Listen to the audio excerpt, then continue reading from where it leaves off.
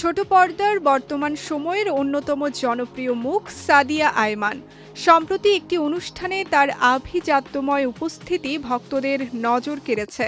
সেই বিশেষ আয়োজনের জন্য তিনি বেছে নিয়েছিলেন চমৎকার এক নীল রঙের জামদানি শাড়ি।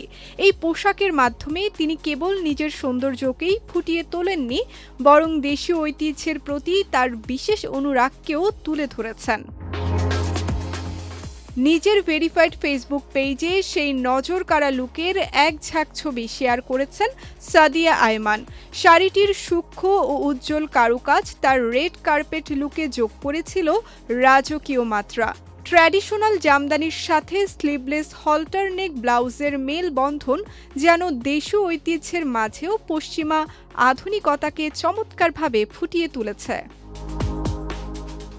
শুধু পোশাকেই নয়, সাদিয়ার মেকআপেও ছিল দারুণ স্নিগ্ধতা, যা তার চেহারার সারল্য আর গ্লোয়িং ভাইবকে বাড়িয়ে দিয়েছিল বহুগুণ। চুলের সাধারণ খোপাতেও ছিল আধুনিকতার ছোঁয়া। গয়না হিসেবে তিনি বেছে নিয়েছিলেন গ্লুড টুগেদারের আকর্ষণীয় অলংকার।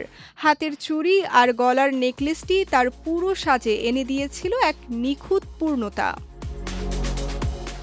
শেয়ার করা ছবিগুলোতে সাদিয়াকে দেখা গেছে ভিন্ন ভিন্ন ও আকর্ষণীয় সব ভঙ্গিমায়।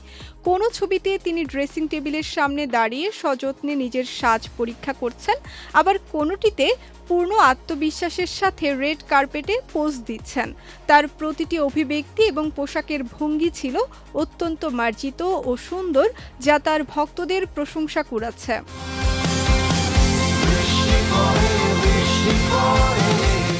ছোট পর্দা থেকে শুরু করে ওয়েব ফিল্ম, এমনকি রূপালী পর্দাতেও নিজের সাবলীল অভিনয়ের প্রমাণ দিয়েছেন সাদিয়া আয়মান।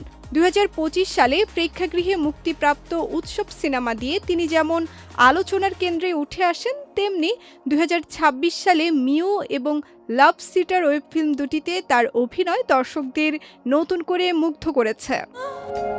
মিউ, ওই মিউ, ওর নাম মিউ। আরে মারে বুইলা যাই রে মা।